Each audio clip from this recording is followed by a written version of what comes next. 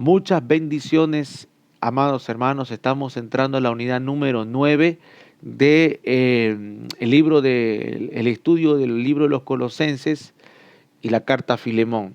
Este es el estudio número 9 y hemos estado hablando, hermano amado, de la importancia de lo que es el estudio sistemático. Decía que desde el capítulo 1 hasta el capítulo 3 que hemos estado desarrollando, la carta a los Colosenses. Colosenses tiene 4 capítulos. Hemos estado viendo de forma sistemática y disciplinada, desde el punto de vista histórico, en qué época se escribió, desde el punto de vista ideológico, por qué causa se escribió Colosenses, por una demanda sectarista, legalista, agnosticista. Vimos las perlas. Entonces, esa forma sistemática de estudiar un libro de la Biblia nos va a nosotros dar la disciplina, porque esa disciplina, ese conocimiento adquirido nos va entrenando. Y quizás si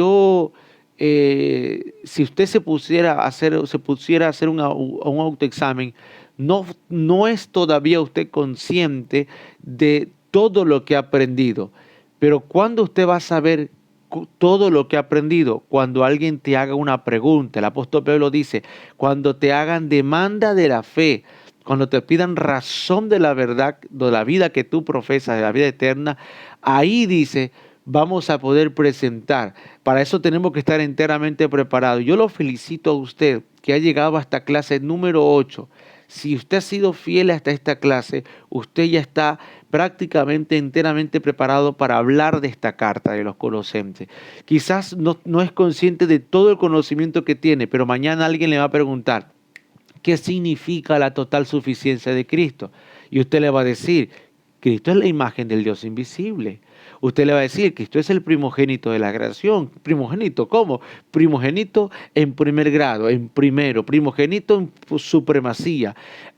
¿Y de dónde tú aprendiste a tener sin necesidad de, espérame un ratito, vengo la semana que viene? Porque eso hacen los testigos de Jehová, que los mandan a los pobres chicos a tocar las puertas sin ser preparados y luego dicen, vengo la siguiente semana con alguien que sepa mejor que yo, y perdieron. Hagamos de cuenta que perdimos un alma ahí, perdimos un alma.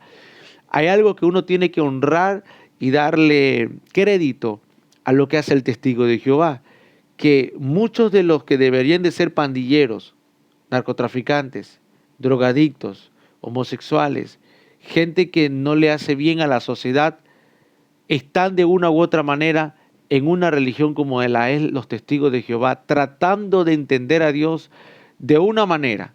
Acordémonos que la Biblia dice, Cristo dijo, yo tengo unas ovejas que están en otro redil, que tengo que traer para este redil. Es decir, Cristo tiene ovejas en otro lado. Mientras no estén entregados al servicio de Satanás, pueden ser ovejas del Señor. Entonces, pero tomamos como ejemplo, miren, tenemos que estar enteramente preparados y la disciplina en el estudio hace esto. Les decía hace algunas clases anteriores que la palabra sistemática o estudio sistemático asusta a muchas personas. ¿Por qué? Porque creen que se les está entregando una teología muerta, una letra muerta, y se hace en base del texto de los Corintios que dice que la letra mata, mas el espíritu vivifica. Pero cuando usted lee bien ese texto bíblico, lo que Pablo está hablando de una letra mata es la doctrina judaica, es el judaísmo que se pretendía que a través de la circuncisión o a través de los ritos judaicos pudiera cobrar valor la obra de Cristo. Sigue Pablo diciendo en ese término que si Cristo no hubiera resucitado, en vano sería nuestra predicación. Entonces no tiene nada que ver con el estudio sistemático. ¿Pero por qué da miedo la palabra sistemático? ¿Por qué? Porque ya no hay nada nuevo que descubrir. Todo lo que tenemos que estudiar o aprender está escrito en la Biblia. No hay nada nuevo. Solo hay que volverlo a ver observarlos desde el punto de vista cultural a nuestra época, el principio sigue siendo el mismo. Cristo sigue siendo el mismo. La palabra tiene la misma efectividad, solo que cambiamos las personas y cambiamos la época, pero la misma efectividad tiene. Eso se llama sistemático, es decir, tratar de verle el mismo valor. ¿Y por qué asusta? Porque esta generación de ahora busca lo nuevo, busca lo novedoso. Creen que Dios está hablando la última palabra del tercer día, la última palabra del nuevo movimiento, del nuevo avivamiento, del nuevo resurgimiento del Espíritu. Y ese fenómeno de buscar lo nuevo que habla Dios es el que ha hecho que la iglesia caiga en graves desaciertos doctrinales, en graves desaciertos teológicos, que si bien es cierto, en la ortodoxia no se nota, porque sigue siendo la misma Biblia, en la ortopraxis sí se nota. Y vemos ministros que deberían de estar entregados a la obra de Dios por vocación, por amor y por llamado, están entregados por un trabajo. Si no tienen la iglesia abierta, no pueden comer. Si no están continuamente moviendo las arcas de las ofrendas y motivando a la gente para que ofrenden, no pueden sostener el ministerio. Entonces como que se desenfocó un poco el tema de la obra del ministerio, porque la iglesia se sostiene financieramente por las donaciones voluntarias, sean diezmos, ofrendas y todo lo que el pueblo dé. Pero recordemos algo, Dios es el que pone el querer como el hacer. Dios sigue siendo el pastor de la iglesia. Él es el obispo de nuestras almas. Entonces, cuando no estudiamos sistemáticamente la Biblia, como lo hemos estado haciendo ahora, corremos el riesgo de tener una mala ortopraxis, una mala práctica, una mala aplicación de los escritos sagrados, de la Biblia. Y en este punto de la mala aplicación, entro en la clase de hoy, que vamos a ver el capítulo 3, ubíquese en la Biblia en el capítulo 3. Hoy vamos a hablar acerca de las relaciones interpersonales que Pablo habla en Colosenses capítulo 3, comenzando con el hogar y luego con el trabajo y luego en las relaciones sociales, etcétera, etcétera. En el versículo 18, capítulo 3, versículo 18, dice: casadas, estad sujetas a vuestros maridos como conviene en el Señor. Maridos, amad a vuestras mujeres y no seáis ásperos con ellas. Hijos, obedeced a vuestros padres en todo, porque esto es agradable al Señor. Padres, no exasperéis a vuestros hijos para que no se desalienten. Siervos, obedeced en todo a vuestros amos terrenales, no sirviéndolo al ojo como los que quieren agradar a los hombres, sino con corazón sincero, temiendo a Dios. Y todo lo que hagáis, hacedlo de corazón, como para el Señor y no para los hombres, sabiendo que del Señor recibiréis la recompensa de la herencia, porque a Cristo el Señor servís, mas el que hace injusticia recibirá la injusticia que hiciere, porque no hay acepción de personas. Entonces aquí vemos 3 puntos importantes. Número 1, la sumisión. Número 2, el amor. Y número 3, la obediencia. A partir de aquí trazamos estos tres grados. Y tenemos que entender que este es el orden de Dios. Míreme, como que si fuera una ecuación. Todo aquel que hace la voluntad de Dios tiene como resultado la bendición de Dios. Quien no hace la voluntad de Dios no va a tener como resultado la bendición de Dios. Entonces, la voluntad de Dios se compone por esta ecuación: la sumisión más el amor más la obediencia. Sumisión. ¿De quién se pide sumisión? Dice: esposas estén sujetas o sumisas, sean sumisas a sus esposos. Esa palabra sumisión podría entenderse como ser respetuosas. El orden viene aquí: la mujer tiene que ser respetuosa con su marido, sumisa con su marido, no obediente, sumisa. El esposo tiene que aprender amar a su esposa, pero en Primera de Pedro capítulo 3 dice: vivid con ella sabiamente. Entonces, déjeme hacer una unificación de estas dos palabras. Entonces, ¿cuál es la orden que se le da al marido? Amarlas a las mujeres, sus esposas, y vivir con ellas sabiamente. Dios no nos manda a entenderlas. Es difícil e imposible entender a las mujeres, porque las mujeres son un cúmulo de emociones que ni ellas mismas a veces se comprenden. Están tristes, están enojadas, están molestas, están arriba, están abajo. Entonces nos manda a vivir sabiamente y tratarlas con honor y como un vaso más frágil, dice. Pero a quien demanda obediencia es a los hijos. No somos los padres los que tenemos que obedecer a los hijos. Son los hijos los que practican la obediencia. Atención, no son los esposos los que practican la obediencia a la esposa. No es la esposa la que practica la obediencia al esposo. Son los hijos. Aquí viene esta regla. Entonces, esto tiene que ver con la ética cristiana.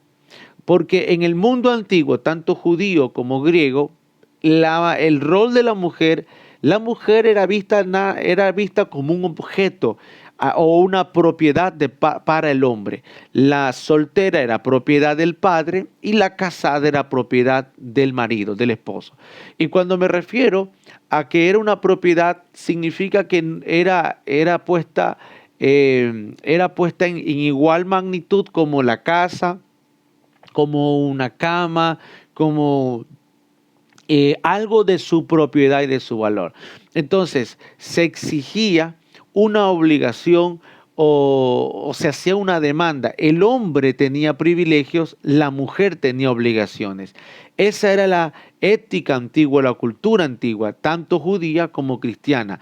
La mujer no tenía derecho a votos, hasta el tal punto en el que el hombre le podía dar carta de divorcio a la mujer por cualquier circunstancia o defecto que él podía encontrarle a ella. Y era tan triste esta situación, porque esto no lo planteó los profetas. Cuando le hacen la pregunta a Cristo, diciéndole acerca del divorcio, Cristo dijo, no fue así al principio. En el principio no existió el divorcio. Y dijeron, pero Moisés dio carta de divorcio. Sí, pero eso fue por la dureza de corazón. Recordemos cómo fue con Moisés. Empezaron a llegarle a Moisés quejas, es que esta mujer no me hace bien la comida o no me atiende, le veían cualquier defecto. Entonces Moisés estaba harto de la situación y dijo, ustedes mismos denle carta de divorcio. Es decir, le entregó a los hombres la potestad de ¿qué? De escribir en un papelito y decir, repudio a mi esposa fulana de tal, porque le encontré esta falta. No necesitaba la aprobación o reprobación de la esposa, solo él. Le entregaba ese documento a la esposa y le decía, váyase de la casa. Ahora, Jesús cuando dice, el hombre que se case con la mujer que tenga ese documentito, dijo así, adultera con ella, porque para Dios ella no está siendo divorciada, está siendo repudiada por el hombre. Y el esposo está siendo causante de que ella también adultere. Entonces Jesús no aprobó ese tipo de divorcio. Dice, así no a causa de la inmoralidad sexual. No fue así el principio. Entonces la mujer era tenida como un objeto y al mismo tiempo no tenía valor. No tenía valor y quedaba así. Entonces cuando viene la ética cristiana, porque esto es parte de la ética cristiana, Pablo pone aquí una obligación mutua. Le dice a la mujer, sométete, o sea, sumisa, es decir, ten por naturaleza el respeto. Me gusta cómo lo dice el apóstol Pedro, de esta manera en 1 Pedro capítulo 3. Me gusta cómo lo dice. Dice, mujeres, dice, sujetaos a vuestros maridos, dice, imitando a las mujeres en la antigüedad como Sara. Si nosotros vemos este matrimonio de Abraham y Sara, dice que siempre le trataba como de Señor. Y dice que estaban llenas de un espíritu tierno y amable. Mire, yo digo esto, analicemos el matrimonio de Abraham y Sara. Abraham no quiso tener otra mujer. Era ley del código de Hammurabi en Ur de los Caldeos, de que la mujer, la primera esposa que sea estéril, él puede tener derecho a tener varias esposas para tener descendencia. Pero Abraham dijo que no, que para él no era justo ni íntegro eso. A menos que Dios le dé un hijo, él no va a tomar otra mujer. Nunca quiso tomar otra mujer. Nunca quiso tomar otra mujer. Entonces, nunca quiso tomar otra mujer. Vamos a ver. Ahora, ¿se escucha ahora? Sí. Nunca quiso tomar otra mujer, Abraham. Y en este sentido, cuando vemos que él toma a Agar, por ejemplo, lo hace por incitación de la misma Sara. Pero hasta el final, mire, yo he visto gente que llega con las últimas en el matrimonio como ancianos, ya no tratándose con el mismo cariño, ya no tratándose con la misma dulzura con la que se comenzó, ya no tratándose con la misma, el espíritu tierno. ¿En qué momento? Mire, la demanda de Dios a la mujer es que tenga un espíritu tierno. Si no lo puede tener, tiene que trabajarlo, tiene que desarrollarlo, porque no hay cosa más linda en que en encontrar en una esposa, porque la señal de sumisión no es una mujer que agacha la cabeza, sino una mujer que aprendió a ser tierna y respetuosa. No me refiero a irrespetuosa, sino irrespetuosa, que trata con respeto. Entonces es una obligación mutua. No es que si tú no me tratas bien, yo no me sujeto a ti. No. Ese es el evangelio del feminismo del siglo XXI. Que las mujeres ya no lloran, sino que facturan. Ese es el evangelio de las mujeres del siglo XXI. No necesitamos a los hombres porque ahora tenemos autoestima, valor y viva la revolución de la mujer. No, no funciona así. La voluntad de Dios es que la mujer gane al varón, no con las palabras. Que es lamentable ver en un matrimonio cuando la mujer habla más de lo que actúa. Y dice, o sea que la mujer no debe de hablar. Sí, pero al final la última palabra la tiene su esposo. Entonces, ¿cómo dice Pedro que la mujer va a ganar al marido? Dice, con su conducta irreprochable, casta. Entonces, la mujer tiene una labor una labor en su conducta, el hombre en sus palabras. Dice que el hombre no trate ásperamente a su esposa. Entonces, la mujer va a dar cuenta a Dios de cómo se comporta con su esposo. Y el hombre va a dar cuenta en cómo le habla a su esposa. Aquí viene el orden.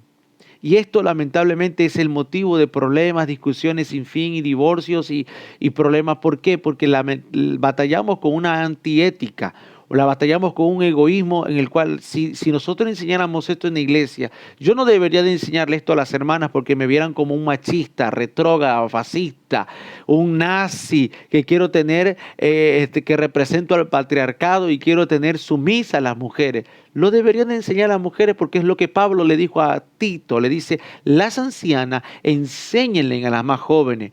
Entonces, ¿cómo debe de ser la enseñanza de las mujeres a las mujeres más jóvenes? A desarrollar ese espíritu tierno, a que nunca se transforme eso en una Jezabel, en una Talía, en una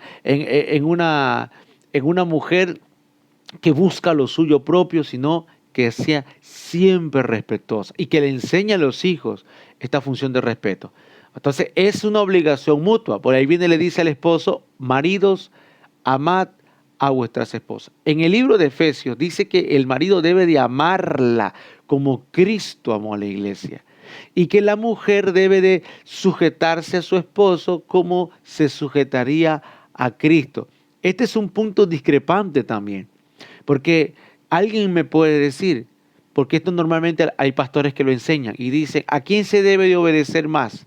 ¿A Dios o al esposo? Si el esposo inconverso dice, no quiero que vayas hoy día a la iglesia, pero el pastor dice, hay que congregarse, ¿a quién se le tiene que hacer caso? La Biblia dice, la ley de la primera mención, antes de que existiera el pastor, existió el marido, existió el matrimonio. Por lo tanto, la ley de la primera mención es, me tengo que sujetar a mi marido como lo haría con Cristo. Entonces, las hermanas ganarían mucho si hicieran caso a este punto que dice el apóstol Pedro. Entonces, es irónico la otra cara de la moneda de gente que dice, yo amo a Dios, lo amo a Cristo y daría mi vida por Cristo. Muy bien, ¿cómo se nota? En su sujeción. La mujer tiene que ver a Cristo en su marido.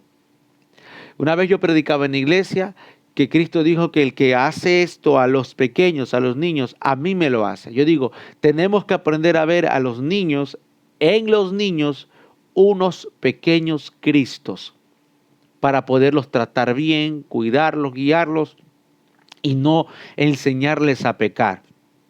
Hay una responsabilidad con los niños que son pequeños Cristos.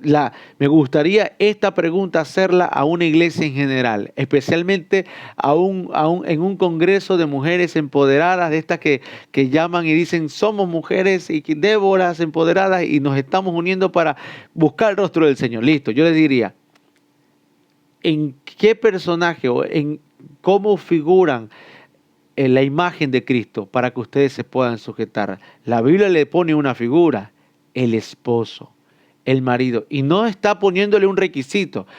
No, es el buen esposo. No le dice que es buen esposo. De hecho dice, será ganado el inconverso. El inconverso sabemos que es irrespetuoso y no tiene una ética cristiana.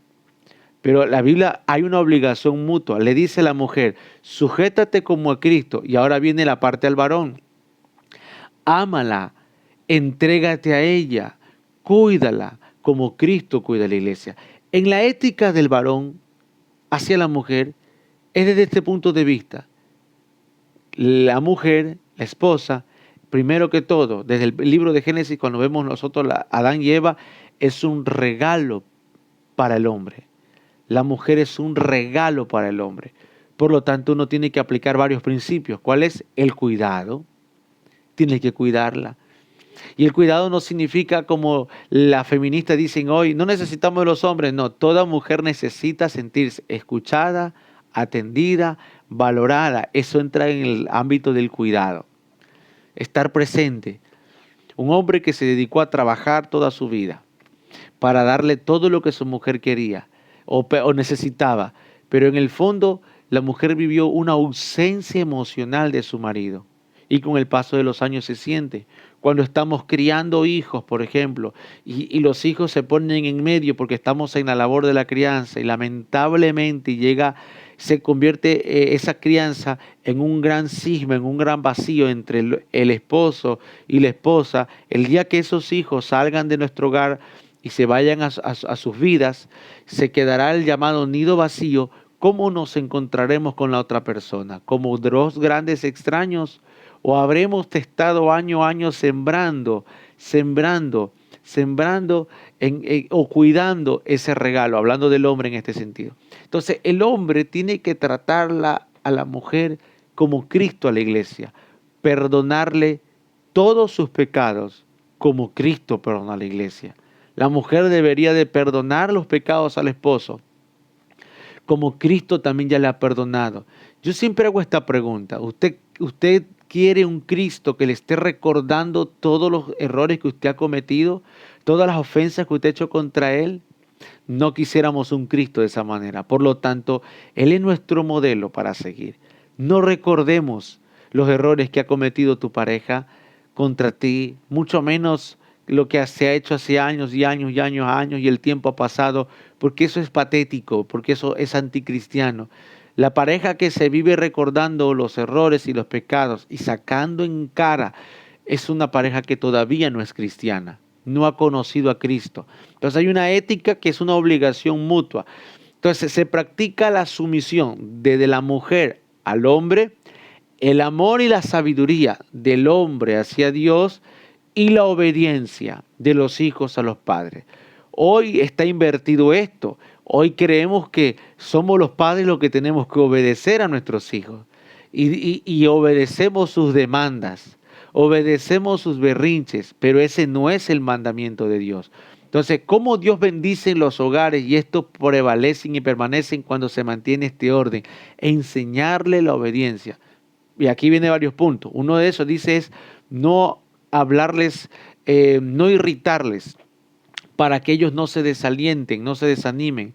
cuando uno les irrita, cuando uno les habla mal, cuando uno es colérico y se desquita con ellos. Fíjese, John Lennon dijo en una ocasión, yo sabía que mi papá me quería, pero mi papá se esforzaba tanto en hacerme pensar que no. Mi papá se esforzaba tanto en hacerme creer que no. Es decir, que el papá de John Lennon, el cantante, parecería que trabajaba y lo mantenía con vida, pero era estricto, apático, no lo escuchaba, no se preocupaba por sus sueños, por sus anhelos. Entonces, cuando la Biblia dice no exasperéis a vuestros hijos, es no lo irritemos, no nos desquitemos con ellos. No, es una ética que tiene que tener el cristiano, el padre y la madre, en escuchar lo que para ellos es importante. Porque le digo una cosa, a veces los que más, los seres más vulnerables del planeta son los niños. Y no somos empáticos muchas veces con ellos, porque para ellos un problema es un problema. Porque lo que para ellos es un problema y para usted no es un problema, no significa que para ellos no es un problema. Lo que para ellos es un problema para su mente, para su realidad, para su corazón, para su conciencia, es un problema. Por ejemplo, mi hijo hoy me hace la pregunta, Zair tiene 5 años y me pregunta, papi, ¿los lobos comen carne? Sí, los lobos comen carne. Yo no sé de dónde sacó que los lobos, haya visto algo de los lobos. Y me dijo, papi, ¿y si yo me quedo solo con un lobo en la selva, es capaz de comerme el lobo? Le digo, bueno, yo creo que sí. Y a partir de ahí se estresó y dijo, papi, entonces tengo miedo de que un lobo entre a la casa y me coma. No, mijo, aquí no hay lobos, aquí en Ecuador no hay lobos, le dije yo. Lobos hay en Estados Unidos. Y luego se estresó más y dijo, papi, tú vas a Estados Unidos, o sea que te va a comer un lobo. Entonces, para mi hijo, eh, él está ahorita en este momento estresado porque él sabe que me voy de viaje para Estados Unidos y él está estresado porque él cree que un ciclón o un huracán me va a llevar y no voy a regresar. Él cree que que voy a quedar sepultado bajo nieve. Él cree que los lobos me van a comer donde yo voy a vivir. Entonces, yo tengo que bajarme al nivel de él y explicarle. ¿Por qué? Porque para él eso es un problema, para él eso es una preocupación. Sería un irresponsable decirle, no molestes, vete acá, ¿qué locura estás pensando? Porque su cerebrito está pensando, no puedo impedirle que no piense. Y así vamos con los adolescentes, por ejemplo. Yo he tratado muchos adolescentes que son incomprendidos. Adolescentes, por ejemplo, las chicas que van recién teniendo su primer periodo menstrual y antes de su primer periodo menstrual pasaron un proceso de cambios hormonales en los cuales normalmente entran en una etapa de rebelión con el padre o la madre y no se entiende por qué hasta que vemos que fue su primera etapa de señorita. Pero con los padres que no saben entender le castigarán, le hablarán mal, porque no saben manejar esa situación. Le tratarán con eufemismos, le dirán palabras que en ese momento son sumamente hirientes y por eso uno tiene que estar preparado de no ser áspero. Esto no significa de engreírlo, porque en la otra cara de la moneda, lo dice el libro de los Proverbios, el muchacho consentido, el muchacho engreído, el que nunca vio corrección, el que nunca supo de límites en el futuro, es vergüenza para los padres. Entonces, es un tema de saber tener equilibrio, porque es una obligación mutua, esposa, esposo, padres e hijos. La obligación de los hijos no es corregir a los padres. Fíjense que hay muchachitos y salen así, te lo digo, salen así. Mi hijo pequeño de 5 años, él cree que puede corregirme. Él me confronta. Y a veces le digo, hijo lindo, te estás pasando la línea de lo cariñoso a lo insolente. Eso que me estás diciendo es una insolencia, mijo. Porque el que confunde cercanía, comunión y de repente quiere corregir. Le digo, no. Entonces, la obligación de los padres es instruir en disciplina y amonestación del Señor, poner límites, establecer correcciones, instruir, sentarse, estar presente, no ausente. El primer abandono que se le hace a un hijo es el abandono emocional. El primer abandono que se le hace es el abandono emocional y a veces uno quiere a la fuerza llevarlo a la iglesia, a la fuerza meterlo en las cosas de Dios, pero emocionalmente están abandonados. Uno no sabe sus deseos, sus sueños, sus anhelos y el por qué no quieren de pronto ir a la iglesia. Hay momentos en que no quieren ir ese día a la iglesia porque no están en estado de ánimo bien. Y uno tiene que saber, dijo Isaías, saber hablarles palabras de sabios alcanzados. Todos hemos pasado temas así. Yo tengo una hija adolescente también, 15 años, y también trato con ella cuando no quiere ir a la iglesia, negocio con ella, cosas para ir que puedas vincularse. Le digo, pídeme lo que quieras, vamos. Pero imagínense si me pongo autoritario y digo, aquí se hace lo que yo digo. No, es obligación mutua, es saber, es usar la sabiduría. Eso en la ética del cristianismo no está el totalitarismo. En el cristianismo no existe ni el machismo ni el feminismo. Todos nos comportamos como si el Señor estuviera presente. Tenemos una relación con Cristo invisible, pero siendo consciente de que Él está presente. Entonces, sabiendo que Él está presente, la evaluación es, esposa, ¿cómo le va a hablar usted al esposo? Sabiendo que Jesús está ahí presente. Podríamos tratar mal al esposo, decirle cosas, y tratarlo como un inútil, un inferior, estando Cristo viéndote ahí sentado en el mismo sofá. Esposo, ¿sería capaz de levantarle la mano, de serle infiel, de, de hablar ásperamente, sabiendo que Cristo está ahí habitando en el hogar? Padres, ¿seríamos capaces de desquitarnos nuestra frustración, sabiendo que Cristo está sentado con ellos en donde sea que estén los niños jugando? De pronto está sentado porque Cristo los está instruyendo en espíritu. Podríamos arrebatárselos de las manos del Señor y decirle, déjame pegarte una cachetada o déjame hablarte ásperamente. Podríamos hacer, usted sabe, dicen por ahí los historiadores, a los cuales yo les creo un poco más, que los discípulos de Cristo no eran tan mayores que Cristo, no eran gente tan adulta. Algunos eran muchachos. Y por ejemplo, Juan era un muchacho. Juan era un muchacho porque vivió hasta el año número 100 después de Cristo. O sea, Juan era un muchacho. ¿Cuántos años tendría Juan? Juan murió en el año 99 a 100 después de Cristo. Entonces, dicen por ahí que Juan era un muchacho de unos 13, 14 años, un adolescente. Y por eso él trataba de guardar silencio, no decir nada. Ahora, imagínense, Dios tiene un trato también con los adolescentes. Yo no lo entiendo porque soy un hombre adulto quizás, pero Jesús sí lo entiende. Jesús sí lo entiende. Y quizás en su etapa Él está ahí, tratando con ellos, porque nadie se le escapa de las manos del Señor. Los que están en las manos de Cristo no se les pierde, nadie. Entonces imagínense un padre frustrado. Llega y empieza a descargar con el hijo adolescente. ¿Por qué te peinas de esta manera? ¿Te ves horrible con ese corte de pelo? ¿Por qué te pones un arete así? ¿O por qué te vistes de esta manera? Y esto y lo otro. Entonces deberíamos de comportarnos los padres como si Cristo estuviera ahí presente. Y los hijos también. Al desobedecer a los padres, ¿cómo lo harían? Como Cristo. Entonces, esta es la ética. La ética cristiana es hacerlo como para el Señor. Y en la parte de los trabajadores también está la de trabajar como para el Señor. Pues el trabajo cristiano, en esta parte de la ética, fíjese que hay personas que trabajan al ojo, trabajar al ojo significa trabajar por dinero, trabajar por ganar un recurso económico, trabajar por la hora que me tocó, no trabajar como para que quede la marca de que tu trabajo dé buen testimonio de ti. Les contaba que cuando yo normalmente desde muy pequeño yo trabajo desde los 15 años, yo me gradué del colegio acá a los 15 años y desde ahí yo empecé a trabajar.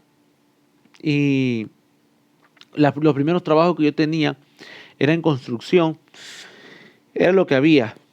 Yo no sabía hacer nada, pero A los pocos meses que yo estaba trabajando en construcción, sea el arquitecto, sea el ingeniero, me observaba y me decía, muchacho, tú tienes algo que no es diferente, que no, tú no eres igual que los otros obreros, porque veían a los obreros, por ejemplo, que se paraban, trabajaban, llegaba la hora que tenían que irse, salían corriendo rápidamente. Yo era muy diligente, porque la Biblia habla de la diligencia. Por ejemplo, si habían otros compañeros que abastecían de carga de material a un albañil, yo trataba de abastecer a dos o tres los que más podía abastecer. Cuando la compañía pedía, por ejemplo, hacer sobretiempo, yo decía, yo me ponía como voluntario, yo quiero hacer sobretiempo también. Y siempre era voluntarioso, es decir, los valores que se mostraban, que yo aprendía en la Biblia, no era solamente hablar de la religión en la que profeso. La Biblia te habla de valores en el tema del trabajo. ¿Qué ética tú tienes? La puntualidad, el valor de la responsabilidad, de no llevarte nada. Cuando hacían inventarios, de pronto se les perdían a todos ellos los utensilios y era porque se los llevaban los utensilios y los vendían, las herramientas de trabajo. Pero a mí nunca se me perdían ni porque yo no me las robaba. Entonces, ven que el cristiano tiene una ética, una diferente de honradez, de honestidad, de integridad, de no andar hablando mal de nadie para que no tener un buen trabajo, no quedarte con todo el puesto en el trabajo. Entonces los arquitectos o los ingenieros me veían y me sacaban y me enseñaban nuevas cosas, cómo leer planos, cómo sacar presupuesto, etcétera, etcétera. Y luego fui fiel en esa parte. Ven, la Biblia te habla evidencia. José, cuando iba en cada etapa que le pasó en su vida, José fue aprendiendo y José fue dejando una marca. Donde él llegaba, dejaba una marca del Dios al que servía. No servía al ojo como los otros, servía a Dios y por eso lo prosperaba. ¿Por qué cristianos no prosperan? ¿Por qué cristianos no crecen económicamente? Porque no lo hacen para el Señor, lo hacen al ojo. O sea, porque Dios no es injusto para olvidarse de la obra de tus manos. Dios no es injusto para olvidarse de la labor que tú haces. Él lo ve. El hombre puede no pagarte mal. El hombre puede no valorar lo que tú haces, pero Dios lo ve y tarde o temprano llega el pago. Esto siempre les digo yo a los hermanos cuando les predico. Tarde o temprano llega el pago. Te puedo contar más testimonios personales porque lo vivo. Mi esposa tiene 2 masterados en su área de trabajo y en su oficina en donde trabaja llegó a un tope, no la dejaron crecer más, no le dieron el sueldo que le prometieron hace años y estuvo ese tope, no más. Y en su momento se sintió frustrada mi esposa. Le digo, calma mi amor, calma mi hijita, porque Dios es fiel, sigue trabajando con amor como para el Señor, que si no es en esta puerta, Dios te va a abrir otra puerta en otro lado para que expongas todo tu conocimiento que tienes y puedas ser retribuida económicamente. Y miren, para muestra un botón, luego se abrió una puerta aquí mismo en la universidad. Se abrió una puerta para trabajar con las plataformas, que fue lo que ella estudió y se preparó para hacer otro posgrado donde lo pudo aplicar y por ende vino una mejor bendición financiera también. Y me dijo, ¿quién lo diría? Que por un lado el diablo me quiso detener, quiso frenar, como que Satanás cuando lo hizo con Faraón, quieren irse a adorar a Dios en el desierto, ahora voy a levantar la carga. Dios jamás ha perdido una batalla, jamás ha perdido una guerra. Y cuando se trata de honrar a los que a Él le honran, Dios no demora su pago, pero a los que le deshonran, imagínense, los que somos trabajadores, llegar tarde, no ser deshonestos, ser faltos de integridad. Dijo el apóstol Pedro, si te van a perseguir, que sea por la buena obra, no por entremeterse en lo ajeno, no por algo malo. Si van a hablar mal de nosotros, que sea por ser excelente. A la larga, hermano, ser excelentes y ser exitosos también trae sus desventajas. El libro de Eclesiastés lo dice, que la excelencia despierta la envidia.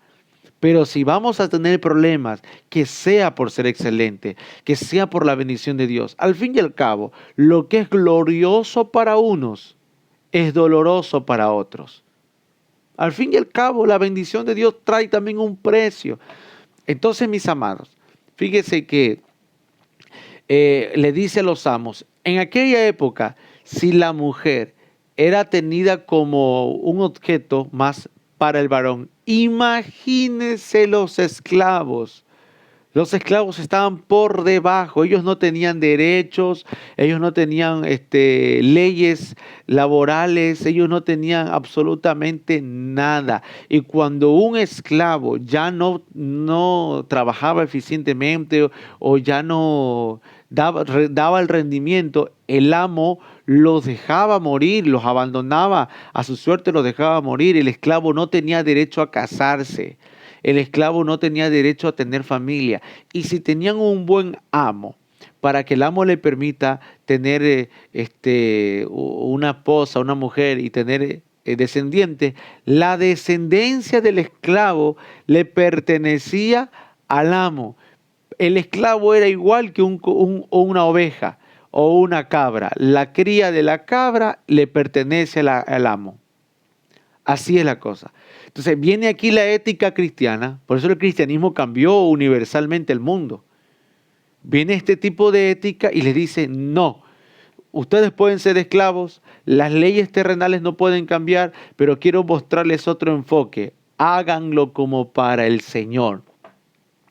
Trabajen no con ese odio a sus amos. Y si tienen hijos, pues inculquen a sus hijos de la misma magnitud hasta que un día esto se cambie. Y se cambió, efectivamente se cambió. Ya aparecieron las nuevas leyes, pero se agradó a Dios.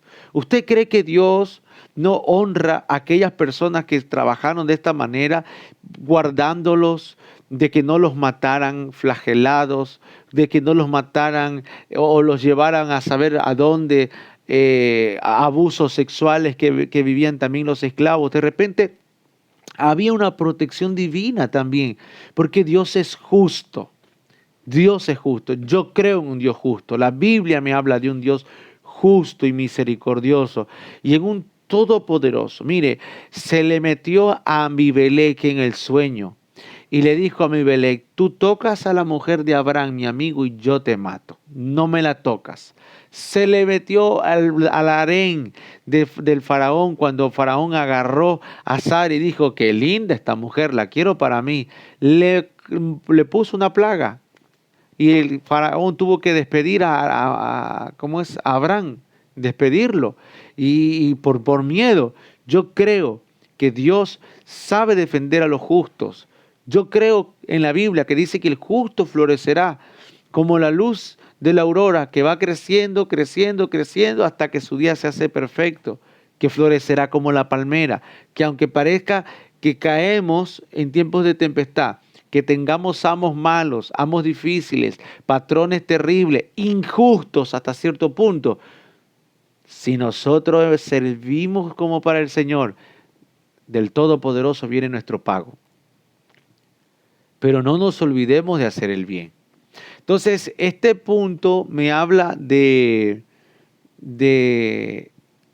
la ética que tiene que tener tanto el amo como el trabajador o el esclavo.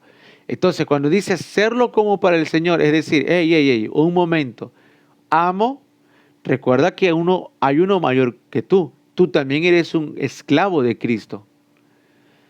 Recuerda que ese servidor, ese trabajador tuyo que tienes, ese colaborador tuyo, ese esclavo tuyo, también tiene un amo que es tu Señor. Entonces Pablo le está hablando de una ética aquí. No quiero cambiar los roles sociales, no quiero cambiar los roles culturales, porque el Evangelio, este tipo de ética, no cambia los roles culturales ni sociales. Te da una ética a ti, intrínseca, personal. Es decir, podemos cambiar y decir, hazlo como para el Señor. Entonces le cambió el enfoque. Le cambió el enfoque, éticamente hablando. Entonces vemos nosotros acá que este negocio le pertenece a Dios. Este negocio le pertenece a Dios. Y nosotros, por ejemplo, hablando de un trabajo, yo una vez enseñé eso en la iglesia y estaba dándole una charla a algunos hermanos que tienen negocios y colaboradores y le dije, ustedes quieren agradarle al Señor para que Dios visite sus negocios en mayor bendición, pues acuérdense de sus colaboradores, acuérdense de sus empleados y trátenlos como Cristo les gustaría que a ustedes los traten como amos. Es decir, dándoles un salario digno, acordándose de ellos que también tienen hijos, para que en nuestro país hay varios sueldos. Hay un sueldo que se nos da a los que trabajan para fábricas o empresas privadas, y hay un sueldo que se da para los hijos una vez al año, que es que se llama el sueldo escolar. Una vez al año te dan un salario que es como una ayuda para poderlos inscribir a la escuela, colegio y comprarles los útiles escolares, que se da más o menos por el mes de febrero, que se llama el sueldo escolar. Y hay otro sueldo que se da en diciembre, que se le conoce ¿cómo se llama este salario? Como regalo, y aguinaldo se llama, aguinaldo. Y este salario es como un regalo que se le da al trabajador como una acumulación de todo lo que ha hecho en el mes, en el año, en todas sus horas extra, y le dan un proporcional para fin de año, y esto le sirve para que pueda celebrar la Navidad y comprarle los juguetes a los hijos, su cena navideña y todo el tema. Así se hace. Entonces yo le digo a los hermanos en la iglesia, les digo, ¿le da usted ese salario a sus colaboradores? Muchos cuando contratan de forma informal lo hacen por esta facilidad: no darte lo que por ley es derecho, no pagarte seguro médico, no darte esos 2 sueldos que son por ley, y se los privan. Entonces yo digo, ¿es correcto eso? ¿Le gustaría que Dios no te dé para que tengas estas bendiciones? ¿Cómo estamos tratando a nuestros colaboradores, a nuestros siervos, a nuestros empleados? ¿Cómo lo estamos tratando? Aquí viene el punto ético. El punto ético de la regla de oro. No sé si se lo conté a usted la vez pasada en las clases en Cristología, si yo lo vi a usted en Cristología, pero en Cristología yo enseñé acerca de la regla de oro, el punto ético de la regla de oro. Que la regla de oro dice, muy antiguamente, la regla de oro es una cosa súper antigua: no hagas a otros lo que no te gustaría que te hagan a ti. Esa es la regla de oro.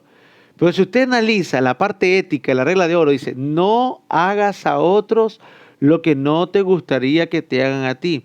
Es un aspecto negativo. Es decir, la política, las repúblicas se enfocaron en hacer una ley judicial desde este punto de vista. Es fácil hacer una ley acerca de lo que no se debe hacer. ¿Por qué? Porque uno plantea ya un castigo. Es decir, no robes si no quieres recibir castigo. No mates si no quieres recibir un castigo. Esa es la ley, la regla de oro, que es la parte negativa. No hagas esto si no te gustaría que te hagan a ti, si no quieres recibir un castigo. Pero Cristo no habló de esa regla de oro. Él no habló de eso. Él no se hizo base de ese aspecto negativo. Eso lo tenían los griegos y los romanos. Cristo nos mostró un aspecto positivo que no lo puede hacer cualquiera, sino alguien que de verdad tiene un encuentro con Dios. Él le dijo, pero yo os digo, haced a los hombres todo lo que los hombres quisieran que hagan con ustedes. Es decir, habló el aspecto positivo. Es fácil no hacer lo malo. Es fácil no robar.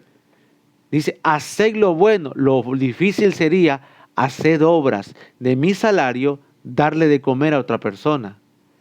De mi salario, comprarle ropa a otra persona. Eso es difícil. Difícil es llevar una palabra de ánimo a alguien que no me la está pidiendo. Eso es difícil. Difícil es verlo desde el punto de vista positivo, y Cristo lo mostró. La regla de oro para los cristianos es: haced lo positivo, haced lo que les gustaría que le hagan a los hombres. Entonces, Dios no espera que nosotros no hagamos lo malo. Eso no lo espera Dios. Él espera que hagamos lo bueno, lo correcto. Y la parte de la ética en este sentido es eso. ¿Qué bueno estamos haciendo nosotros cada día? En este punto de Colosenses, ¿Qué de bueno le hace el amo, el patrón al trabajador? ¿Qué de bueno? Si uno dice, bueno, yo cumplo con darte trabajo. Bien, muy bien, pero eso implica maltrato o buen trato. Porque el hecho de que uno le dé trabajo a un asistente doméstico, por ejemplo, donde yo contrato a alguien para que me limpie la casa, eso no significa que yo le trate por debajo de mí, porque sigue siendo una persona. Tengo que ser positivo, tengo que tener una conducta positiva de tratarlo bien o tratarle con respeto o amenosidad.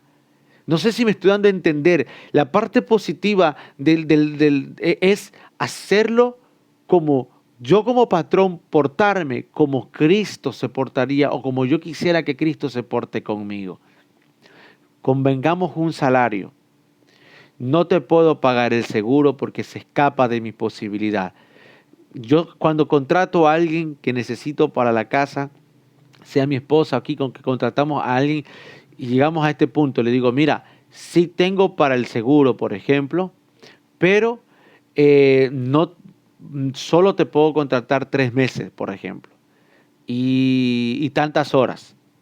Entonces, en lo que corresponde a mí, yo me estreso en el sentido de tratarle bien, de que se sienta cómoda aquí en la casa, la persona que me puede ayudar, con respeto, con amabilidad.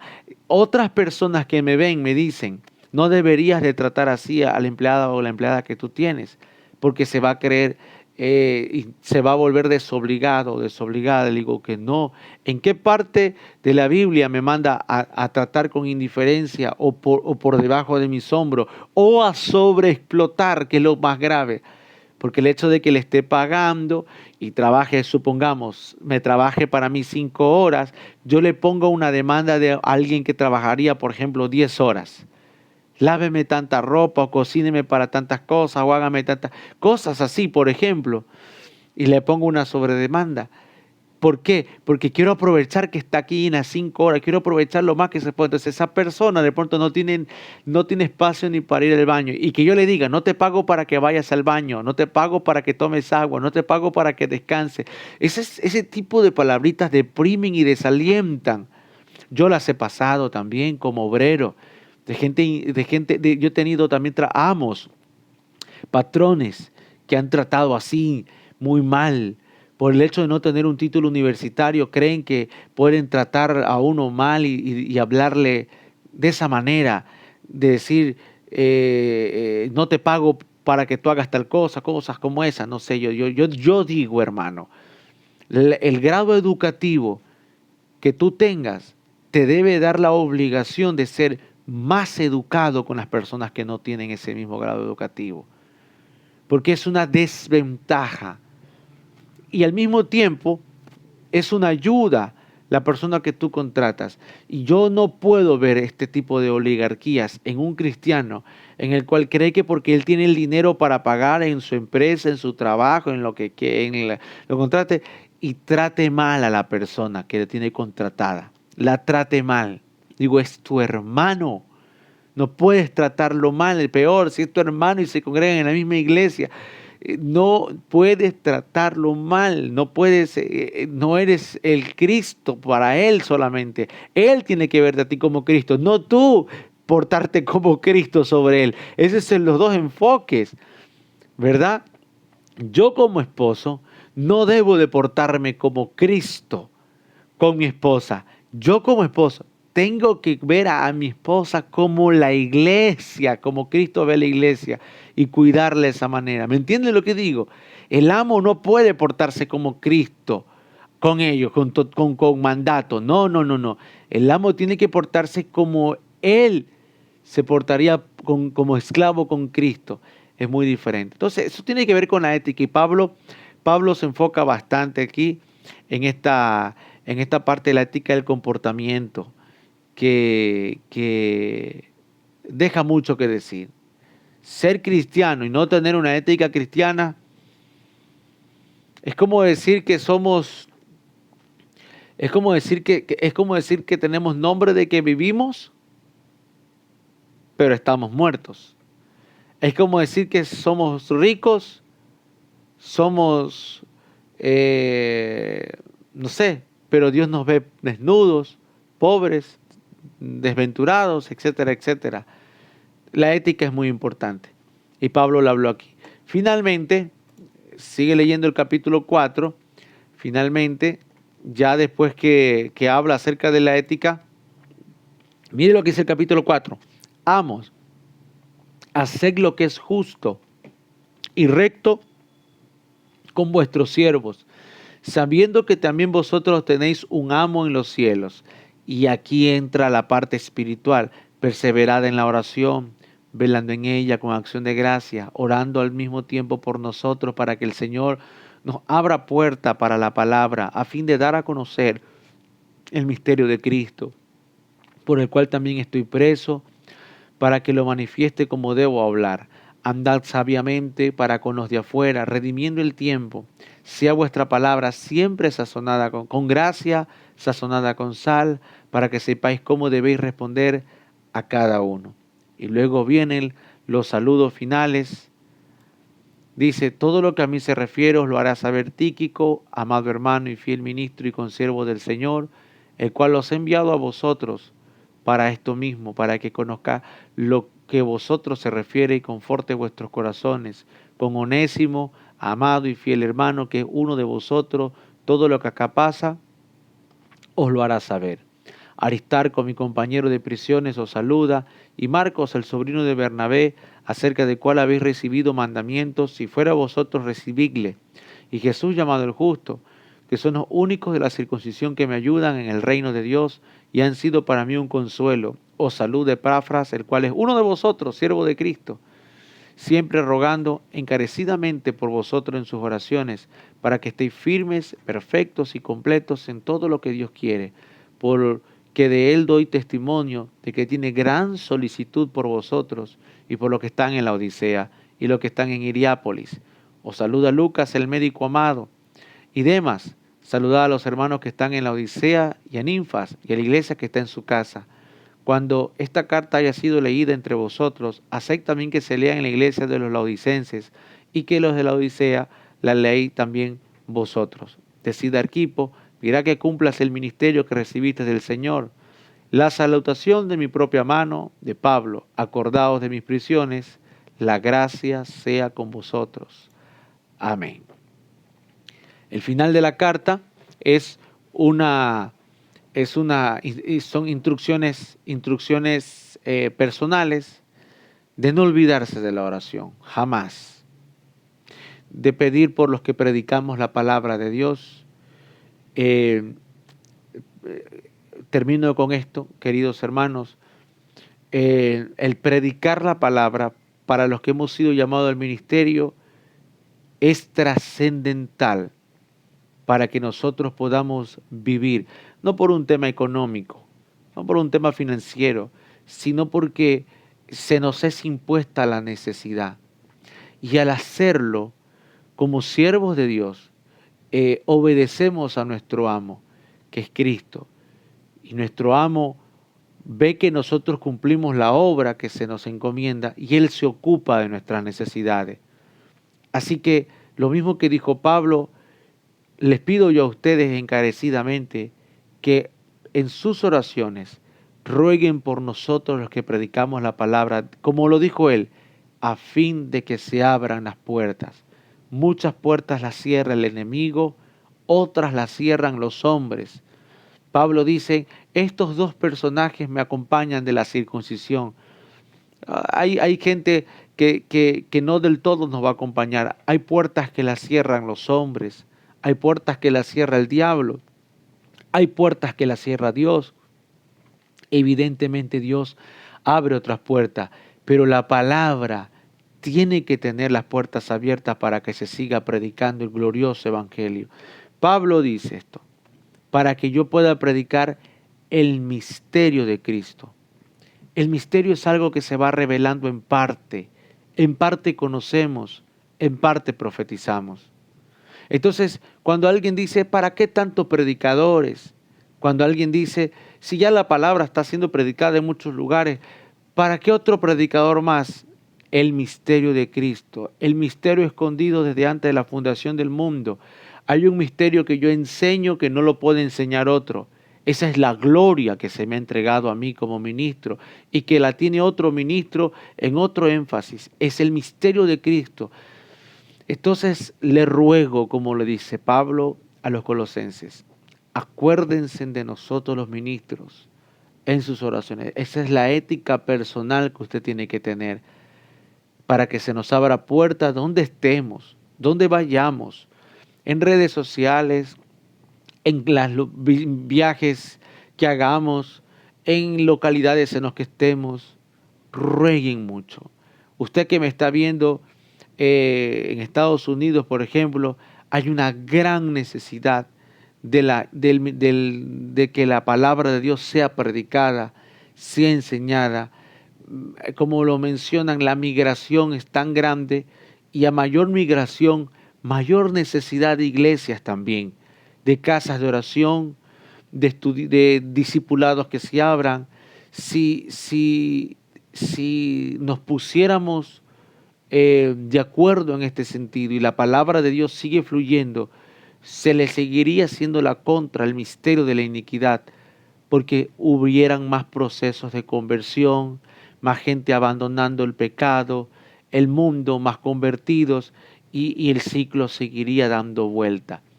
Oren por los pastores de sus ciudades, oren por los predicadores, no deje de orar por un predicador que usted conozca todos los días de su vida. Esto es parte de su ética personal y diga, Señor, abra puertas. Y acuérdense, dice, acuérdense de mis cadenas, acuérdense de mis prisiones y acordémonos también, parte de nuestra ética personal, de los pastores que son perseguidos en Indonesia, en Corea del Norte, en las regiones de África, en el Medio Oriente. Acuérdense de los que sufren por la predicación del Evangelio. En Nicaragua, que es una dictadura donde los persiguen también a los ministros, en los lugares en los cuales los delincuentes ponen extorsiones, aquí en mi país le llaman vacunas, extorsiones a las iglesias. Acuérdense de los pastores. Aquí en nuestro país los delincuentes están empezando a ponerles extorsiones a los pastores en las iglesias, donde les hacen demandas o si no los mandan a matar o matan a su familia. Acuérdense de los que están teniendo temas como estos complicados, por favor. Terminamos la carta a los colosenses. La última unidad, vamos a ver la carta de Filemón. Y es una unidad más corta, ya que es una carta muy corta y de detalles más específicos. Así que lo invito después de este video a que usted vea en la unidad número 10 de la carta a Filemón. Bendiciones.